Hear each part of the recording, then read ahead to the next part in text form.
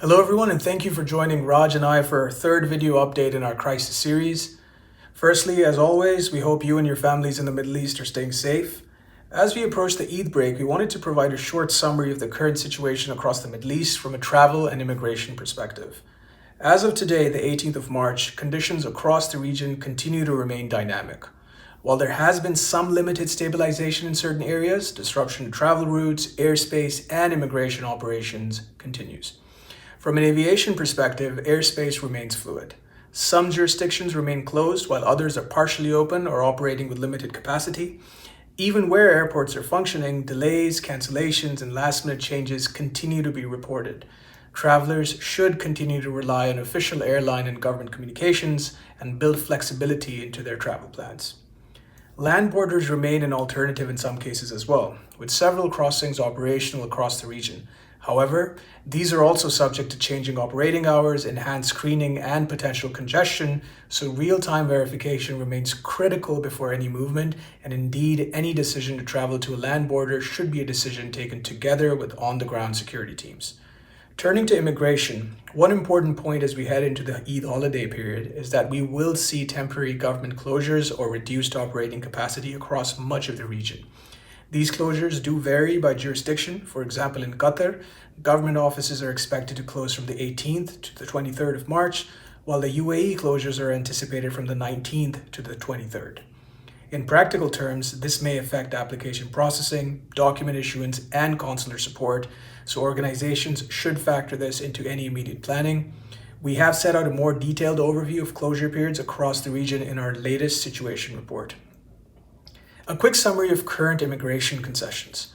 In the UAE, overstay fines continue to be waived for individuals who are unable to depart, and certain residents with expired permits who are currently overseas may return and regularize their status through to the end of March. Qatar has also implemented a 1-month extension for entry visas that are processed online. Kuwait is granting automatic extensions to visit visas and absence permits for residents unable to return. Bahrain has introduced extensions for visit visas, including unused visas with fee waivers. And lastly, certain embassies have been helping their nationals coordinate transit or emergency visas for onward travel to third countries, usually to help with evacuation or exit plans. Such facilities may not always be available, so it is important that they be checked in collaboration with mobility and security teams. It is very important to stress that these measures are jurisdiction-specific and time-bound, and should not be assumed to apply more broadly across the region. Raj, perhaps I can hand over to you to give a quick roundup of the latest challenges and practical considerations for organizations. Thanks, Ali. And before I get into those challenges, it is worth noting that many organisations are continuing to operate in the region with a significant proportion of employees working remotely or remaining in place where conditions allow. And at the same time, there is a segment of the workforce who are exploring temporary relocation options, so whether for personal, operational, or risk-based reasons. And it's this combination rather than a single large-scale movement of people that is really shaping how organisations are responding. And it's in this context that challenges less about volume and more about complexity and coordination when movement does take place. There are a few key challenges and considerations that we continue to see. So to summarise, first, exit sequencing remains critical. We flagged this in our previous updates that movement isn't as simple as booking travel. Organisations need to prioritise who moves, when and how, particularly where exit permits or documentation requirements apply.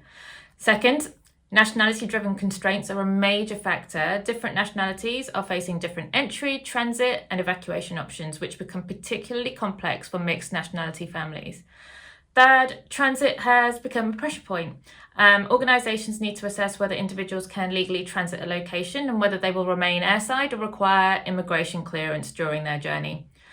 Fourth, we are seeing ongoing questions around the right to work and status in a temporary location. Many individuals are entering on a visitor status, which can create compliance considerations if stays extend. And finally, as Ali noted, immigration concessions are not uniform. They vary significantly by jurisdiction and are often time limited, so they need to be actively monitored. Now, from a practical perspective, the organisations that are managing this most effectively are those maintaining clear visibility of their population, close coordination across their mobility, security and travel teams, and active tracking of immigration status and expiry timelines. We would also continue to encourage employees to follow official guidance from their respective governments via embassy updates, particularly as conditions can change quite quickly. Now, as always, our crisis response team continues to monitor developments really closely. We are updating our guidance regularly, and we remain available to support with both immediate immigration needs and broader workforce planning considerations. And if you need any support, please do reach out to us at crisisresponse@fragomen.com. Now, in the meantime, we would like to wish you and your families a peaceful and safe Eid. Eid Mubarak, and thank you for joining us.